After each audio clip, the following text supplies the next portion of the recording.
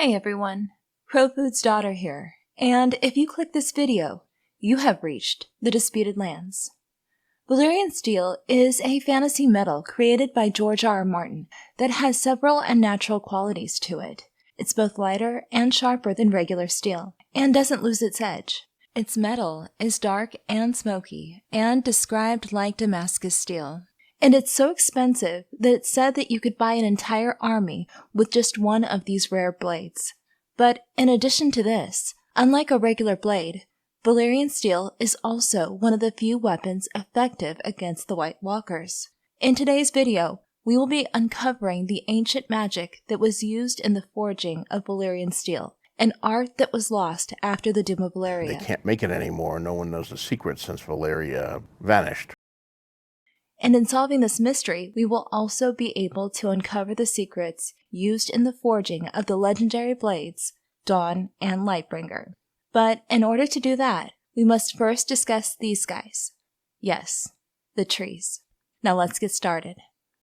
As you may already be aware, George R. R. Martin has a magical tree within his series, with white bark and red leaves, associated with the old gods, known as the Weirwood tree, that can only be found on the continent of Westeros.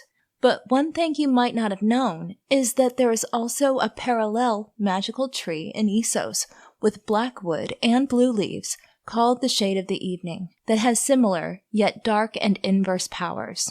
And throughout the fandom, it is believed that the two trees are related in some way, basically lighter and darker versions of one another, as they both have the ability to extend life and provide visions. And there is evidence of the presence of the Children of the Forest-like race in Essos in the distant past.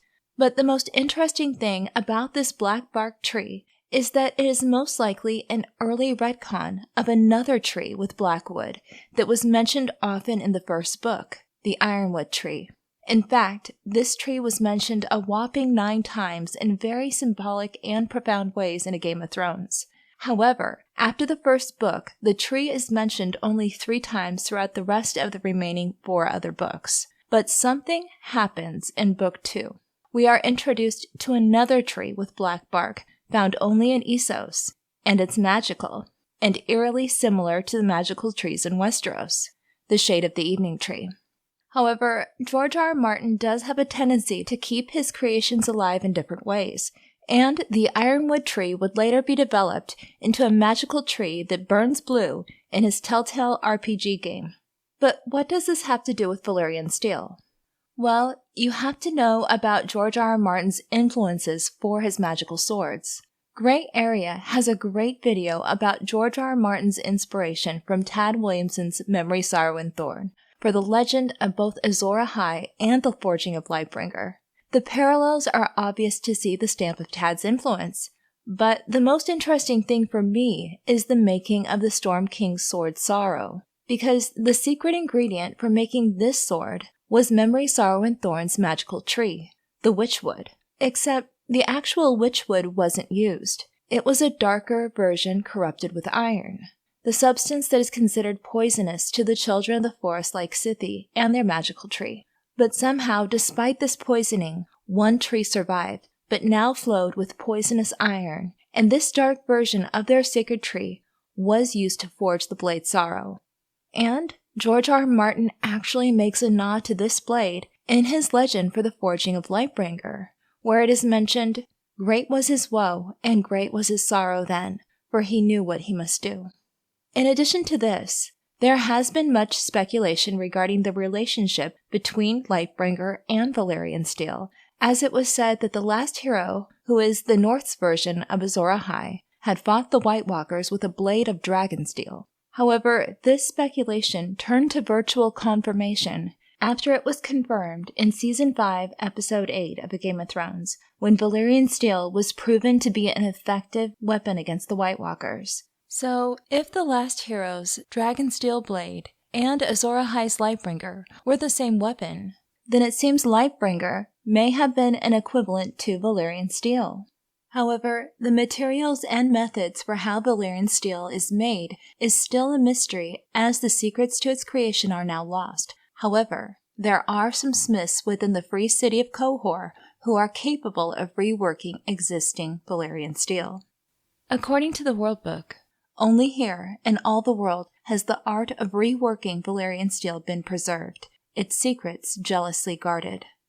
One juicy bit of knowledge from the World Book suggests that sacrifice might be required to reforge this mysterious steel, after a maester of the Citadel traveled to Qohor in an attempt to learn these secrets. He was exiled and had his hand removed after discovering blood sacrifices were used in their efforts to produce this steel. This knowledge further connects Valyrian steel to the legendary sword used by Azor Ahai, since it was said that Lightbringer was forged in the heart of his wife Nissa Nissa, meaning that sacrifice was also used in its forging. According to legend, great was his woe, and great was his sorrow then, for he knew what he must do.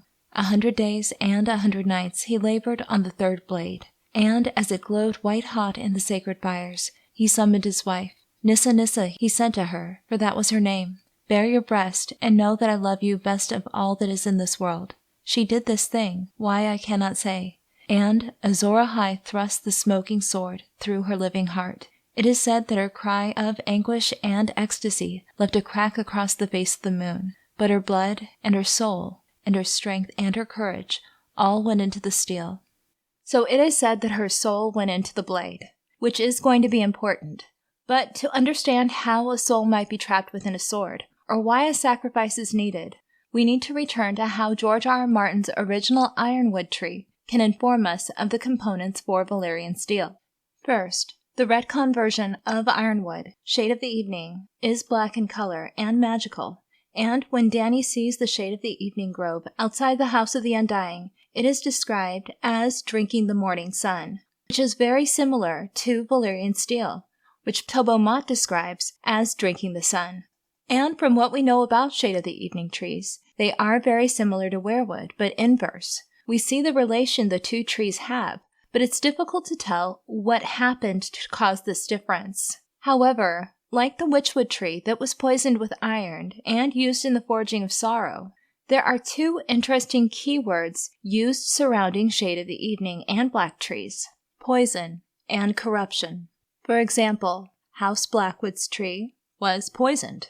And when Euron Greyjoy offers his brother Victorian Shade of the Evening, he asks if he means to poison him. The captain took the cup Euron had not offered, sniffed at its contents suspiciously. Seen up close, it looked more blue than black. It was thick and oily, with a smell like rotted flesh. He tried a small swallow and spit it out at once. Foul stuff. Do you mean to poison me? I mean to open your eyes. Euron drank deep from his own cup and smiled. In the books, Euron is a much darker character and drinks large amounts of this substance. And in the books, there's also the saying, all Euron's gifts are poison. But another word for a gift is a talent, and Euron appears to have the gift of visions and green sight, although it's a darker and inverse version of green sight due to his copious ingestion of Shade of the Evening. So his gift is poisoned. Interestingly, there is also a poisoning effect associated with black oily stone, being that nothing can grow in Asshai, women cannot bear children, and the jungles of Yin will not go near the site of its construction. And if you've watched my video on Shade of the Evening and the black oily stone, you will know that there is a relationship between the two. And like Valyrian steel and Shade of the Evening that drinks the morning sun, it is said that the oily black stone in Asshai drinks the light. Martin symbolically portrays this through Westeros' favorite poisoner, Oberyn Martell, the Red Viper of Dorne. In the trial by combat between the Mountain and Oberyn Martell, the poison used to kill the Mountain was described as black oil, with tree-like imagery used as the spearhead is described as shaped like a leaf. House Ironwood is also giving us a hint of this theme. And the backstory behind Quentyn Martell being fostered by House Ironwood was due to Oberyn poisoning their lord. When he was no more than 16, Prince Oberyn had been found in bed with the paramour of Old Lord Ironwood, a huge man with a fierce repute and short temper. A duel ensued, though in view of the prince's youth and high birth, it was only to first blood. Both men took cuts and honor was satisfied. Yet Prince Oberyn soon recovered. while Lord Ironwood's wounds festered and killed him. Afterward, men whispered that Oberyn had fought with a poisoned sword, and ever thereafter friends and foes alike called him the Red Viper. So the man who poisons his foes with black oil had used it to kill Ironwood. And just as the weirwood has red sap, the shade of the evening tree has blue. And one of the epithets for the Lord of House Ironwood is the blood royal. And another way of saying royal blood is blue blood, which is exactly what shade of the evening tree has, blue blood. This poisoning is also alluded to in the House of the Undying, when Dany sees the blue heart full of corruption above the Undying, as the scene is meant to be symbolic and influenced by visions from Shade of the Evening. Through the narrow door she passed, into a chamber awash in gloom. A long stone table filled this room. Above it floated a human heart, swollen and blue with corruption, yet still alive. It beat a ponderous throb of sound, and each pulse sent out a wash of indigo light. The figures around the table were no more than blue shadows. As Dany walked to the empty chair at the foot of the table, they did not stir, nor speak, nor turn to face her. There was no sound but the slow, deep beat of the rotting heart. And interestingly, another name for a weirwood is a heart tree. So symbolically, this heart is swollen and blue with corruption, and when Dany tastes Shade of the Evening, she describes it as tasting like ink and spoiled meat. So what is being suggested here symbolically with these key words is that the Shade of the Evening tree possibly experienced a poisoning of sorts, making them a sort of weirwood that is likely meant as a parallel to the witchwood tree in Memory, Sorrow, and Thorn, which was poisoned with iron in the forging of the blade Sorrow. The ironwood tree, being the original black bark concept for the Shade of the Evening, is just another clue, because in Memory, Sorrow, and Thorn, the witchwood was poisoned with iron. So you're probably asking yourself, if there is all this poisoning and corruption language surrounding the black bark Shade of the Evening tree, well then something probably happened to cause this corruption. So if this is the case, what happened? Well, the World Book pretty much tells us what happened. As I previously mentioned, there is a strong connection between the Shade of the Evening and the black oily stone, with an overwhelming amount of this substance being located in Asshai, making Asshai the equivalent of a magic toxic wasteland, where there are no animals, no children, and no edible food or fresh water. And like Valyrian Steel and Shade of the Evening that drinks the morning sun, it is said that the oily black stone in Asshai drinks the light. And at the time of the Long Night, Asshai was likely part of the Great Empire of the Dawn, and in legend, the man responsible for the Long Night was the Bloodstone Emperor, and all the clues point to the black stone that fell from the sky. According to the World Book, when the daughter of the Opal Emperor succeeded him as the Amethyst Empress, her envious younger brother cast her down and slew her, proclaiming himself the Bloodstone Emperor, and beginning a reign of terror. He practiced dark arts, torture, and necromancy, enslaved his people, took a tiger woman for his bride, feasted on human flesh, and cast down the true gods to worship a black stone that had fallen from the sky. Many scholars count the Bloodstone Emperor as the first high priest of the sinister Church of Starry Wisdom, which persists to this day in many port cities throughout the known world. In the annals of the further east, it was the blood betrayal, as his usurpation is named, that ushered in the Age of Darkness, called the Long Night. And there it is, the sentinel event that brought on the Long Night, transforming Asshai into the blighted Shadowlands, and turning the magical trees of Essos into the Shade of the Evening. And if you'd like a deeper dive on this topic, I've linked a video by David Lightbringer in the description box below. And just as the Storm King used iron to poison the witchwood tree in Memory, Sorrow, and Thorn, meteorites and iron have become synonymous in fantasy literature, and in reality, meteoric iron is actually a thing that has been discovered in ancient weapons throughout the world. And what's interesting is once you know that this is a thing, other things start to pop out at you, like Darkstar. Gerald Darkstar Dayne is a great name, but it's also a great analogy for a magical black stone falling from the sky. And what better character to give this name than to a man from a house famous for their magical sword? But like Shade of the Evening, Darkstar is an inverse foil of what you might expect from House Dayne. And when Darkstar is introduced into the series, he is honing his sword with an oil stone, and when asked if he is the Sword of the Morning, he declares that he's Darkstar and of the night. But then you also get this interesting line right here. The Ironwoods might declare for Quentyn, but alone they were no threat. If they went over to Tommen and the Lannisters, they would have Darkstar destroy them, root and branch. Get it? Darkstar will destroy the Ironwoods, root and branch. And in addition to Darkstar destroying the Ironwoods, they have an outright proclamation of Darkstar being poison. Is that what Darkstar is, a man? Sir Daemon grimaced. A man would not have done what he did to Princess Myrcella. Sir Gerald is more a viper than your uncle ever was. Prince Oberyn could see that he was poison. He said so more than once. It's just a pity he never got around to killing him. And now that we've discussed this dark wood, and its precursor, the Ironwood, and their connection to the magical swords in the series, I'd like to turn your attention to the sigil of House Forrester, which, in the books, is a very minor house in the north. But in the Telltale game, they are the guardians of the Ironwood forests, and the house most associated with the Ironwood tree. And their sigil is, interestingly, a sword within a tree. And if this magical wood is the key to Valyrian Steel, then this might make sense of the meaning behind the weirwood and ebony doors at the Forge of Tobo Mott. If you watched my video on the Shade of the Evening, you will know that George R. R. Martin uses the word ebony paired with weirwood in very symbolic ways, specifically the doors that entered into the chamber of the House of the Undying, and the doors that led to the House of Black and White. The word ebony likely being a case of unreliable narrator for Shade of the Evening, as its wood is uncommon, and use of the term ebony is a simple way to describe black wood. But the one set of doors that would always confound readers were the weirwood and ebony doors to Tobo Mott's forge. It's likely meant to be highly symbolic and instructive in some way. But how?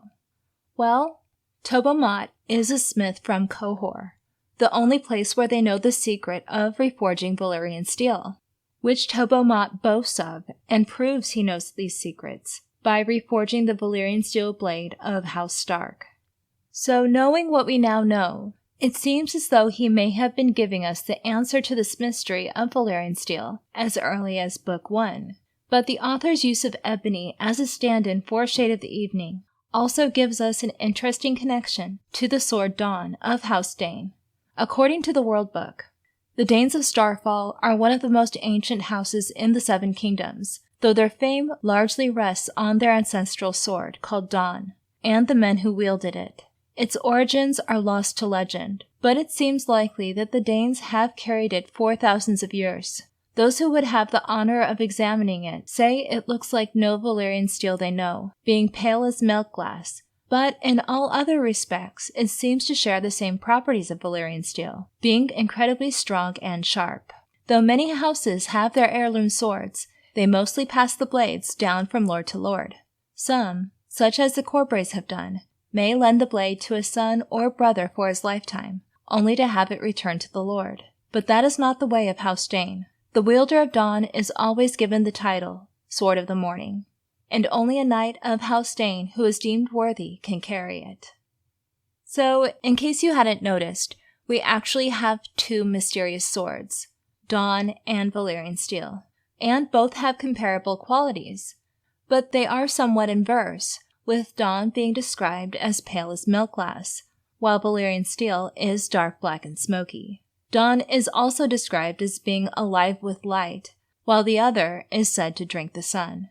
And with Valyrian Steel, we know that it originated in Essos, while Dawn's origin is in Westeros.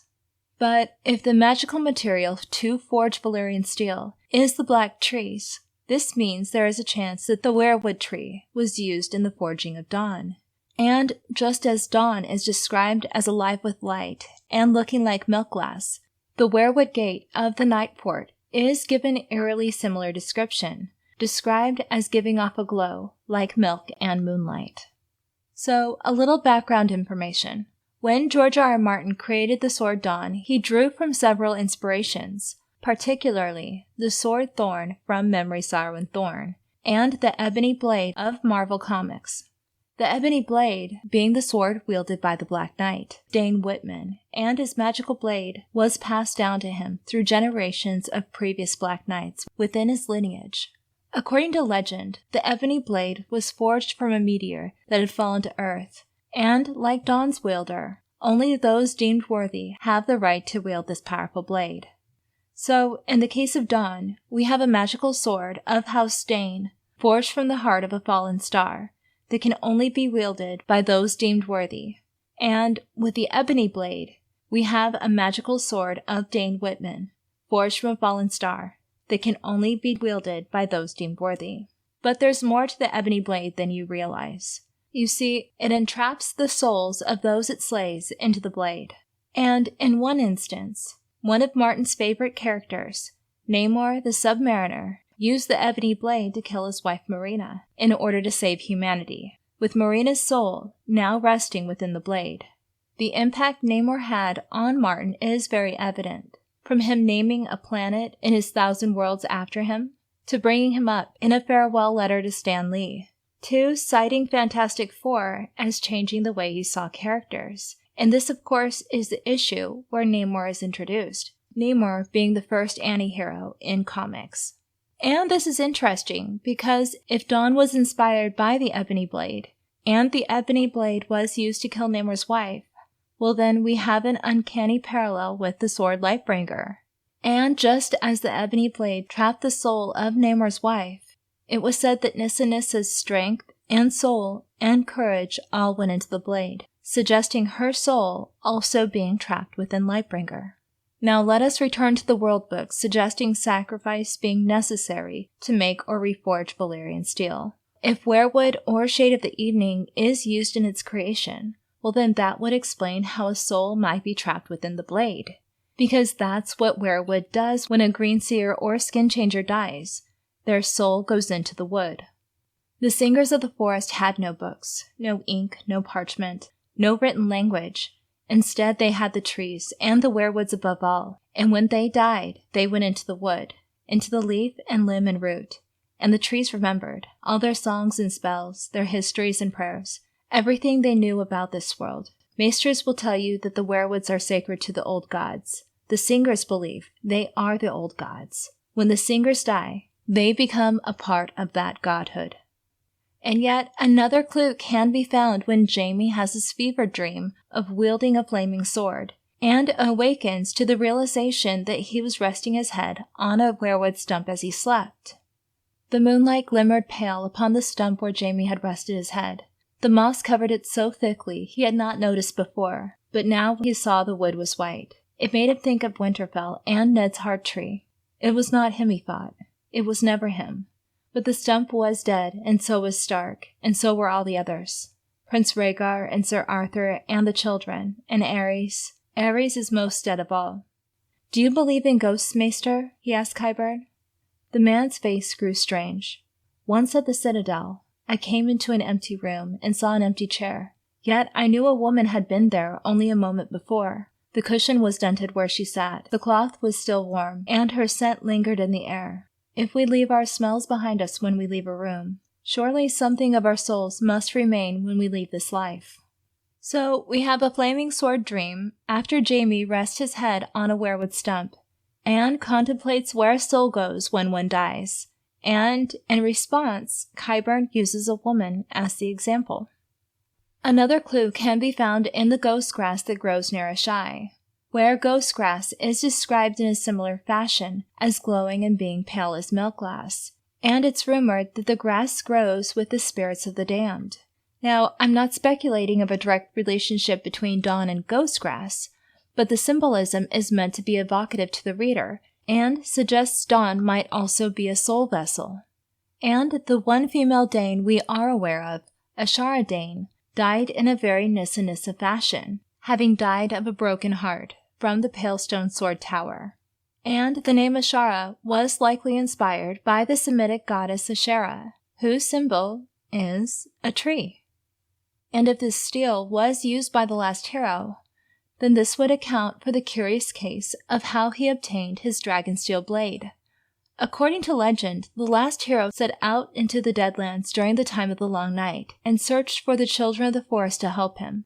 And somewhere in between finding the children of the forest and defeating the others, he loses his broken sword and gains a dragon steel blade, which the others could not stand against. And because the children of the forest did help the last hero, this has led the fandom to believe that the children of the forest had helped the last hero obtain this magical weapon.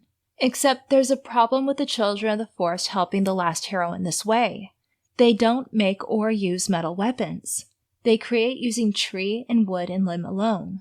But if the key ingredient for Valyrian Steel or Dawn is this magical wood, then the children of the forest helped him by giving him the key ingredient needed to forge it. Now the sword Thorn, in Memory, Sorrow, and Thorn, is coincidentally also forged from a meteor.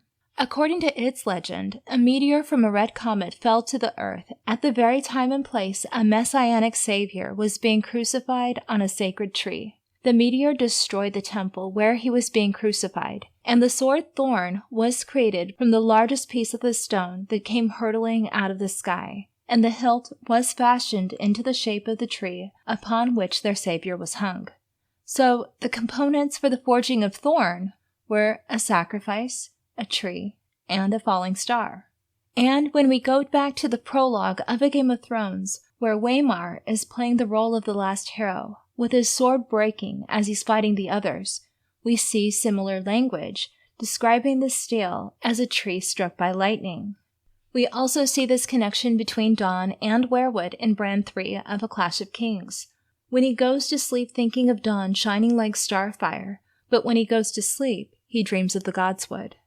The finest knight I ever saw was Sir Arthur Dayne, who fought with a blade called Dawn, forged from the heart of a fallen star. They called him the Sword of the Morning, and he would have killed me, but for Howland Reed.